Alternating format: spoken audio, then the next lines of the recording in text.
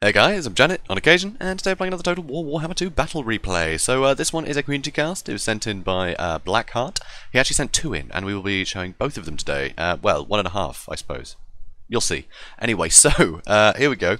Wood Elves, right? He's playing Wood Elves in both games, and in this one he's up against the Dwarfs. So it's paused because there's a lot of Vanguard antics. So a few major points. Over here, suddenly we've got a like Way Watchers versus Rangers going on over here. But there will be some backup, some gyro bombers, one with brimstone, one without. And over on this side, this is a horrible engagement for these Way Watchers. Bugsman's Rangers, I think, are brilliant in this matchup because they've got Stalk, which means that they're hidden until they actually start firing at something. So for catching out Way Watchers, they're brilliant. And they can actually take a few hits because they regenerate. And they do have shields as well. Only bronze, but, you know, that regeneration, it will keep them fighting for a lot longer. And they are pretty good in melee. So if they are vanguarded and they do catch out a unit like this, they will just tear it up. And that's not really good for Way Watchers, is it? Way Watchers incredibly expensive. You really want to get them out of there. So pretty iffy for both of these Way Watchers on the sides. I think Rangers are a fantastic pick against, you know, this kind of army. I think it's very cool to see. Also over here you can see there are 3 units of Glade Guard with Starfire Shafts. And straight away they're going to be wasting all their ammo on miners. So really good idea using miners out in front just to soak up some early arrows. Because chances are you're going to have Way Watchers sat in front of you, and you may as well just get these miners in the way. And with the blasting charges, if there were a load of, you know, Way Watchers sat right here, they'd immediately throw a load of blasting charges and kill a load of them. So really good use of the miners, you know, really good use of the Rangers and the Bugman's Rangers. I just think it's great to see. Also some more here, just to make sure that, you know, if there is anything out in front, these guys can get some volleys in as well as the blasting charges. But, you know, you still got the protection. You don't have the archers caught on their own. Which I really like. So, and also what I really like with the Wood Elf player here, you can see he's got a Forest Dragon and a Glade Lord, both on dragons, so these guys will be able to help. You know, they're very mobile, they can get anywhere, they're not going to get slowed down in the air, you know, they can just get to where they need to go. So if you do get engagements like this, the dragons can help, which is brilliant. So that's going to be really useful. And also, very traditional build here, you know, for the most part. I mean, the Way Watchers were never really like a huge pick in Warhammer 1, but this is very old school. So, you know, you got the Treekin just for their sustainability. They are so hard to kill. They're ridiculous. Also, we got the Wildwood Rangers for that really good armor piercing, and we've also got some Eternal Guard with shields. Sure, they got the anti-large, but they do have armor piercing as well. So, pretty cool against dwarves. Haven't seen this kind of build in a long time. And, yeah, just having the really mobile Glade Lords just to help your own skirmishers out, and to dive on top of any, you know, potential dwarf ones. Also, you know, cycle charging, sort of Lords and Heroes, these guys can get a lot of damage in and get out again. But one thing that is interesting is there's no Wizard, so I find that very interesting.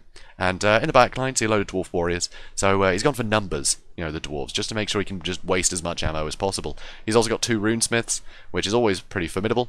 And he's got Belagar Ironhammer, who is an absolute trooper. Load of armor piercing and anti-large. He's going to be very, well, not anti-large, just armor piercing, isn't it? But it's huge.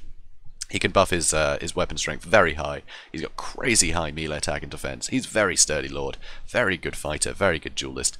So pretty cool. So let's speed things up and see how it goes. So straight away, initial engagement. Miners taking all the flak, and that is fine, not a problem. But those blasting charges, they will actually do a lot of damage against a lot of these units. You know, they'll do a lot of damage against the Eternal Guard, they'll do a lot of damage against the Wildwood Rangers, because they just don't have a lot of armor. So blasting charges are a great pick in this matchup. Over here, really early, you know, damage in here, really early advantage for the Way Watchers, but they're not great in the sustained combat. Over here you can see these two have both been breath attacked and they're almost wiped out completely.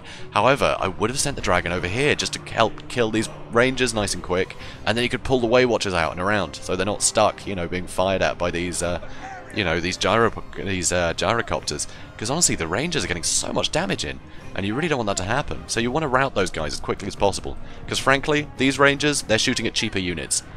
And so it's not a problem, you know, they can have these guys shoot at the cheaper units for a bit. Do the breath attack, sure, get some massive damage in there, but then just stop this from happening. These Way Watchers, they're well over 1,000 quid, and these guys are 500. You don't want these guys getting an advantage like this. So over here as well, these Way Watchers have been completely caught out, no support from anything, and that is a real shame, because again, these guys are so much more expensive than the Bugsman's Rangers. They're going to win this easily. So that is really rough early engagement for both units of Way Watchers. And the Way Watchers are basically the one major tool for dealing with these, you know, elite units, these really sturdy dwarves. They're just so hard to kill in melee. They are so resilient, they will last for years. So that's definitely rough. So here, another breath attack, and that is almost another unit of rangers wiped out. And honestly, all these rangers, if they were all left alive, they could do so much damage to the back line. They could kill all the wildwood rangers without much problem. Just that focus fire is a real issue. So now it's basically just, yeah, I mean, most of the ranged units are dead, which is pretty great. A lot of these miners are taking a ton of damage. They're starting to run away. And you can see here the glade fire shafts are doing a lot of damage, you know, to these dwarf warriors. So a bit of extra armor there, but these guys have got some pretty good armor piercing. So the dragon's still just, you know, going from unit to unit, just breaking things, terrifying things. It's pretty great, and, you know, a lot of good damage, and the breath attacks are really helping. So you can see the Way Watchers trying to get some damage into the gyrocopter, but, I mean, they've only got 14 guys left. So that was an absolute coup by the dwarves. But in the center, it's going pretty badly. I mean, they've got, you know, the runesmith, Belagar, the other runesmith is over here. They're doing okay, but other than that, you know, their units being torn apart. Luckily, though, over here, he does have a load of Bugman's Rangers that are going to come back into the fray, and that is pretty great. But here you can see a load of focus fire on these Dwarf Warriors, and honestly, you need to be firing at the leadership. Here, really nice juicy target, and you can see he started going for it, because you can melt this Runesmith, you know? Just, you want to keep that focus fire. These guys are running low on ammunition. You want to make sure that ammunition is on, you know, expensive targets. Because frankly, the dragons can cycle charge and terrify all of these Dwarf Warriors. These are all very cheap units, and they're not going to do much damage to the dragons. So, you know, you can kind of deal with them later. It's not really a problem. I think getting rid of the ranged units was a good shout, but now you got to focus on these elite units. So, Gyro Bomber's now out, which is great, but these Runesmith and Belagar, they need to die. They are going to be so difficult to take on in melee. I mean, it can be done, but it's going to take forever. As you can see, another 10 minutes to this battle, and, I mean, look how much stuff is running away already. There's so many tattered units, but it's still another 10 minutes. It's a bit ridiculous. So the Bugman's Rangers are coming in. These guys get some good damage in. The Runesmith is going to take almost no damage from the Treekin, but the Treekin will be able to hold these guys in place for so long, and that allows these guys to really capitalize and do damage to the elite units that unfortunately are now getting into the back line. And he is still firing at these miners. Firing a bit at these rangers, which is good, but really you want to get the dragons over here and hit the Bugman's Rangers. Both of them together, just smash that line. That's what you want to do, I reckon. So, yeah, some great plays on both sides here, though. Really interesting builds that you just don't often see. You don't really see these units anymore. You know, it's really cool. And yeah, I think the dwarves, they could have done with something with a bit of punch, maybe, I don't know, a cannon or something, you know, to deal with all the sort of flying units and stuff. Just something that could deal with that stuff. Because, I mean, some cavalry, you know, wild riders or something in here, instead of the dragon, like, they could have got a lot of good hit and runs, wiped out a load of the cheaper units. Because obviously the Wood Elves did have a great answer to all the range stuff with the dragon's breath attacks and all the archers. But getting those Way Watchers caught out early, I think, was a massive problem for this build, because it just means you don't have the punch to get through these guys, and the Starfire Shafts just don't have enough ammunition to deal with it now. So that's a real problem. So it will just be a case of having the dragons, you know, cycle charge them for hours, which is a real pity. But both really interesting builds, I think. Both really good counters to one another. So really interesting game. And here, another breath attack on the Bugman's Rangers. Great use of them, because these guys, with their regeneration, you want to just kill as many models as quickly as, you know, as quickly as possible. Just take out models. And I think that's the best way to get rid of them. So breath attack on the Bugmans, love it. And now over here, should be able to terrify these guys away pretty quickly, because these dragons can do a lot of damage. Over here, though, unfortunately, yeah, the Glade Guard, they're not going to do very well in melee here. Treekin, they're going to hold Belagar for a long time, but still. So, getting some damage now, still on the miners, I think, unless they were aiming for the Runesmith there, and, you know, he moved out the way at the last minute. But you don't really want to be wasting ammo on these cheap units. It's a real problem. Here we go, this is more like it.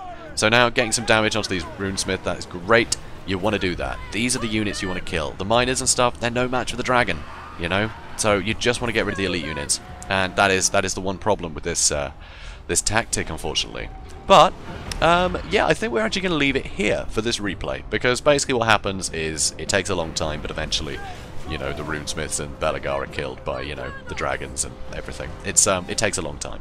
So, I'm not going to dwell on it, because we've sort of discovered, you know, the key strengths and weaknesses of both these builds. So now we're going to go to the other replay, and we can see what else BlackHeart does with his Wood Elves, which I really enjoy. So we're going to move to that now. So guys, well, I mean, I'm not going anywhere. It's just going to transition, isn't it? See, like this. So, anyway, so here we are. Now, the Wood Elves are up against Chaos. So, I'm going to go with Chaos's army first, because this is an interesting one.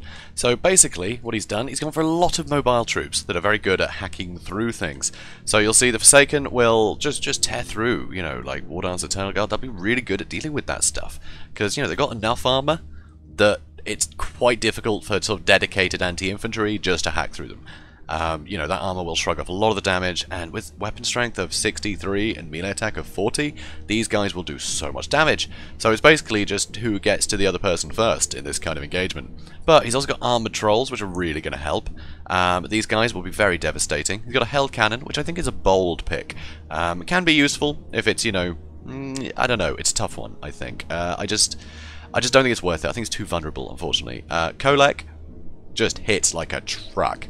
You know, if there's like a Glade Lord or something, you got to stay in the air. You know, you don't want to risk landing and have Kolek just smash you to pieces. It's very dangerous, but still, Kolek can be focused down by Way Watchers and things, so it's pretty rough. Also, you see he's got some Marauders on the corner here, which was a great move, because these guys, they're cheap as hell, and they've got bronze shields. So, that's fine, they can get just murdered, but it means that they've soaked up a good volley or two, which is nice. Over here, Chaos Warriors, these guys are a lot more formidable. Silver Shields, these guys will be very sturdy fighters, and he's also got some Chaos Warhounds of Poison, which would be great for chasing down, you know, sort of elite archers and things. So, pretty cool. And here you can see a slight change from the last build. So you can see he's got the Way Watchers here, he's got the Deepwood Scouts. I probably would have swapped these around, so you've got the Way Watchers in the back, so if there is any shenanigans like Marauder Horsemen, the Deepwood Scouts will suffer rather than the Way Watchers, because the Way Watchers got better range anyway, so, you know, I think swap them around.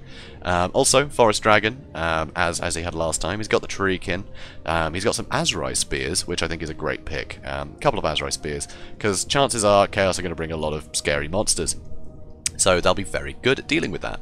And he's still got the Eternal Guard with shield, but this time he's actually brought an Ancient Treeman, which you don't often see, but they have had a buff in the latest patch, which I think is really cool. So if we have a look, he's got Regrowth, he's got Earth Blood, and then just the usual, you know, abilities that he normally has. So I very much like this one, the Call of the Woods plus 5 melee attack, just like the Branch Wraith, which I really like. So pretty cool, you know, especially when he's not very mobile Lord, he's going to be with his main force, and the main force is then going to get that melee attack buff, which will really help. Especially against things that are so heavily armoured as, you know, a Chaos army. You want to be able to get those hits in. So let's speed things up and see how this one goes. So straight away you can see the Way Watchers, they're going to stop shooting at the Chaos Marauders because that's a waste, and they're going to start shooting at the Hell Cannon. So you'll see the Hell Cannon will take a lot of damage, it will not last very long. And that's what you want to see. You want to see these guys get hurt. Also, Warhounds took a volley and they lost half their leadership. They almost ran away, almost immediately. With the Dragon nearby, that Terror could have procced. It wouldn't have taken much to get rid of these Warhounds. So, Hell Cannon's still going, but I don't think for much longer. I think one more volley and we'll see that cannon get blown up. And that's a very expensive thing to lose. There we go, dead Hell Cannon. And that is a big loss. So here, Chaos Warhound is still poised. These guys with their shields are ready to engage on this side. You know, all archers over here. So they can take a lot of punishment. But the archers, quite cleverly, are shooting on this, you know, into these lot. But they are hitting the cliff every now and then. So that is wasting some of their ammunition. So pretty good, you know, both sides. These guys using the cliff. These guys, unfortunately, you know, in a good position to shoot into the sides, but the cliff is in the way. Now here, this I think is insane. This dragon could have landed and routed these Chaos Warhounds immediately, and then the Way Watchers could have got out without a scratch, but they are taking a ton of damage from a unit that is much cheaper, and these Way Watchers are super valuable. And now they're running away, they're just getting chased down by the hounds that could have got routed. So here, Breath Attack into this blob. You can see the Treekin, they're barely being scratched. I mean, those Treekin have taken a bit of punishment because Kolek was getting a bit stroppy, but now here you can see the Eternal Guard and the War Dancers are going to get on Kolek. You know, these Deepwood Scouts are going to get a lot of damage in. We've got the Way Watchers as well. Kolek is a little bit out of position here. And you can see the already the Trolls have run away. Trolls do tend to run away a lot. The Hell Cannon crew, those 4 Chaos Dwarves, they're all running in. And here, routed a unit of Way Watchers, just with the unit Hounds. That is such a shame. So once again, you've got to protect those Way Watchers. They are the most expensive thing in your army besides your Lord. You've got to make sure you keep them safe, because they will just be crazy useful in a matchup like this, where, you know, there's potentially a lot of monsters that you want to just be able to skirmish, you know. So, and here, you know, with the Forsaken, the best way to deal with them is armor-piercing missiles, because you don't want them in melee with anything. except apparently the Treekin, who don't care, which is amazing. So, Treekin, just amazing to create this dam to stop the Forsaken coming in. They just take so much damage. So, over here, Hounds are coming back in, going for the next unit of Weight Watchers. And again, that is super dangerous. You really don't want that happening. So, amazing breath attack, massive blob. Using this terrain like this is just brilliant. This is so dangerous for the Chaos, you know, the Chaos player here, to be fighting this choke point. It's rough. It is very rough. So with the terror of the Forest Dragon coming in constantly, you know, the Ancient Treeman got to heal stuff and just being so sturdy in here. I mean, the Treeman's not going to care if, you know, Forsaken are nipping at his heels. The Trolls could have done some good damage to him, but yeah, they're not gonna have the leadership because it's a very good terrifying army, and that is fantastic. So that's a close victory, and but honestly, it was a great victory. I think it was done very well. I think this build is really good, especially on this map. He had a huge advantage. If I was the Warrior Chaos player, I probably would have tried to sort of split my guys up a bit more, have some Forsaken, you know, at the bottom and at the top so you can get us around. Because honestly, if the Forsaken had gone into that back line, things could have gone very differently. But they were all just blobbed up in one place.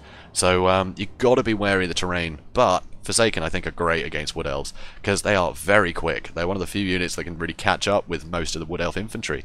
So and once they do, they will do a lot of damage. They are very scary indeed. Having you know, the spare change on the Marauders just to soak up some arrow fire. You know, who cares if they get killed? But those shields will negate a bit of damage, so they can soak up a little bit more ammo. And the more ammo they can soak up, the better, because they're worthless. So that's great. I love that. Just using the fodder just slightly out in front to take those initial shots. And yeah, the Chaos Warhounds did great, as you can see, silver chevron. I don't know if they were chevroned at all before this battle started, but they definitely earned a silver chevron from the amount of Weight Watchers they killed. That was insane. So yeah, BlackHeart, love your build. It's really cool. I love seeing the Treekin. Don't see them often. Don't really see the Ancient Treeman either. So this is really interesting. But you've got to keep your Weight Watchers safe. Twice in a row now, I've just seen the Weight Watchers get killed by very cheap units. And you've got to avoid that happening, even if it means throwing, you know, something else expensive. I mean, you've got the maneuverability with the Forest Dragon. You just want to make sure that Forest Dragon can be there to protect the Weight Watchers. Because you can terror out whatever's, you know, getting at the Weight Watchers very quickly with the Dragon. Especially if it's something like Rangers or, you know, Warhounds. You can just shut them down and they'll leave. And you can get on with your day, you know, with the Weight Watchers completely intact. And because they will get a lot of killing done.